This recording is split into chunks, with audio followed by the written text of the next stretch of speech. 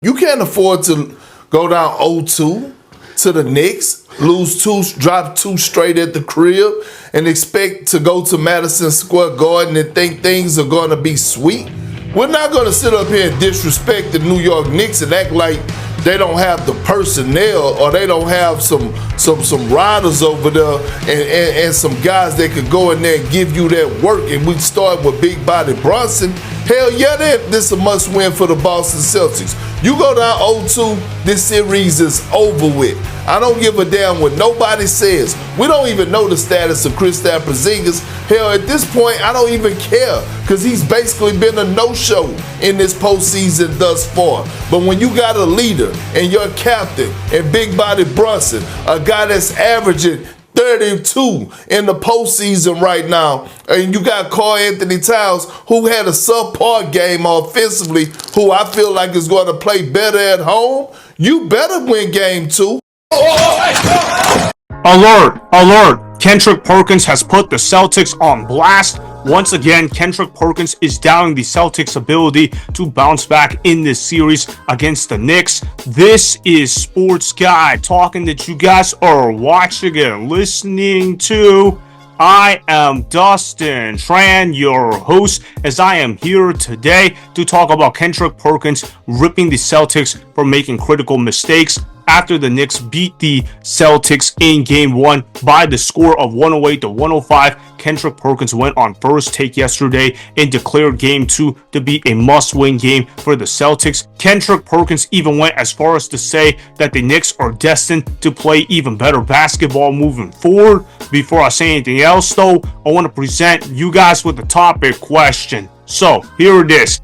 Do you agree with Kendrick Perkins' take on trashing the Celtics for losing Game 1? I don't. Kendrick Perkins is completely wrong for his assessment of the Knicks-Celtics series. Of course, I understand why Kendrick Perkins is making this take in the first place. One, he's a hot take artist. His job on ESPN is to create false narratives that can get people talking about Kendrick Perkins and their network, especially when it comes to the games of basketball, which Kendrick Perkins has successfully done. I will give Kendrick Perkins credit for that, but as far as him making accurate takes, no, I'm not giving Kendrick Perkins credit for that because he has not made accurate takes throughout his time on ESPN. He's probably going to almost never make accurate takes 9 times out of 10, and obviously the New York Knicks are not going to beat the Boston Celtics in a 7-game series. You've got Jayson Tatum being the best player on the Boston Celtics. You've got Jalen Brown, who's an excellent option for the Boston Celtics on both ends of the floor. They've got Al Horford off the bench. They've got Kristaps Porzingis. They've got Jrue Holiday, and they've got Derrick White. The Boston Celtics have plenty of guys that can shoot the 3 ball at a high level. They can facilitate the basketball at a high level as well. They play positionless basketball, and their defense is at an elite level. The New York Knicks won Game 1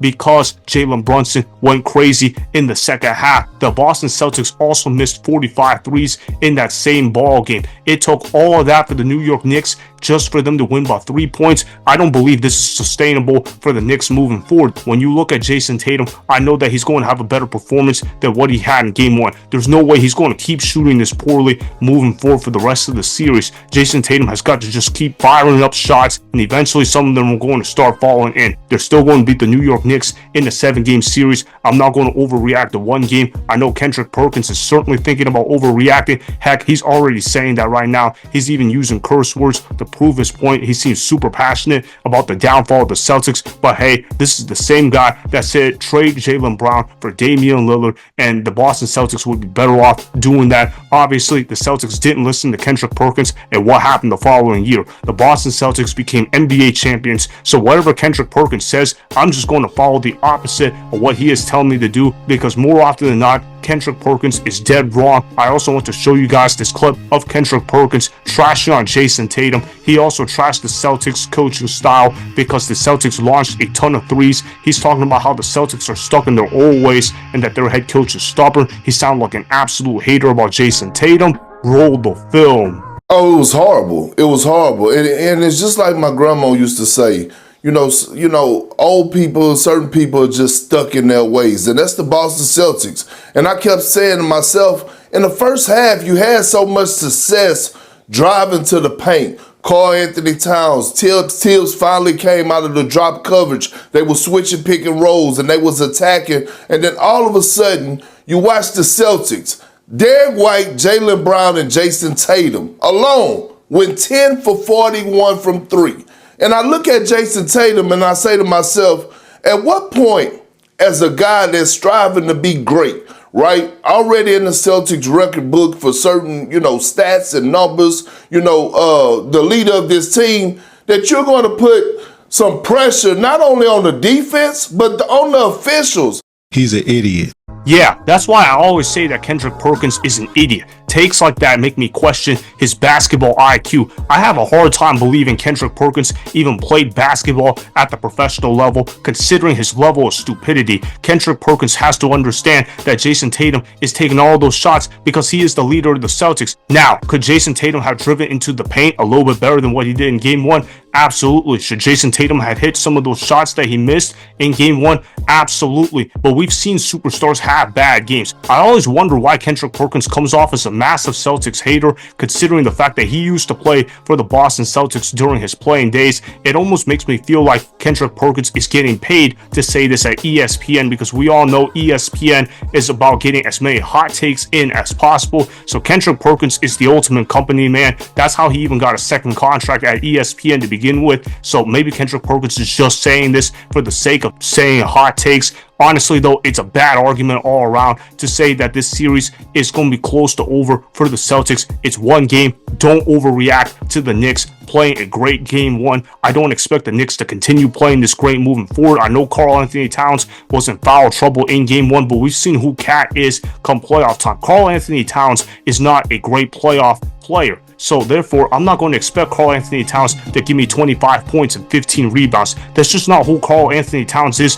on a consistent basis come playoff time. Unless Jalen Brunson continues balling out the way that he did in Game 1, the New York Knicks really don't stand much of a chance against the Boston Celtics. Again, I'm not being a hater of the New York Knicks. I'm just keeping it realistic. Do you really think a squad of Jalen Brunson, Josh Hart, OG Anunoby, Mikal Bridges, and Karl-Anthony Towns is enough to match up Jaylen Brown, Jayson Tatum, Derrick White, Jrue Holiday, Kristaps, Porzingis, and others? The Boston Celtics are a much deeper team compared to the New York Knicks, and we all know that the New York Knicks are probably not going to win in a 7-game series against the Celtics. They didn't prove they could beat them in the regular season, and they're probably not going to prove that moving forward. I know they won Game 1. Good job to the Knicks for proving their doubters wrong, but I still believe the Celtics are going to win this series in no more than 6 games. It might be 5 games. Let's see what happens, though. I don't really see this going to a Game 7. If it does, though, then I know the Boston Celtics are definitely going to beat the New York Knicks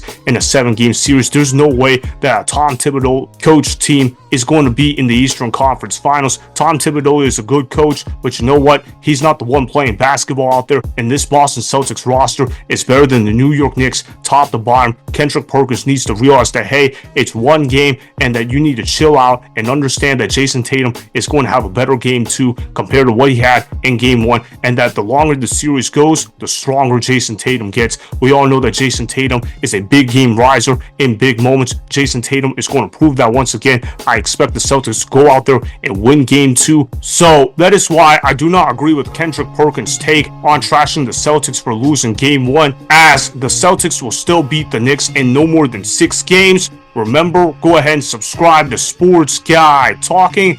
Like the video and please comment down below. If you guys do that, I may shout you guys out in my Instagram story every Monday. That will be for the @DustinSTran Instagram account. Make sure to follow me on Instagram @DustinSTran, and that's Sports Guy Talking. Also, go follow me on Twitter @DustinSTran. Again, go ahead and do those things that I just told you guys to go do.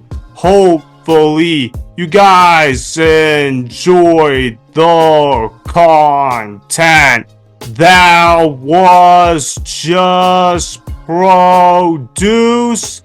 Peace out.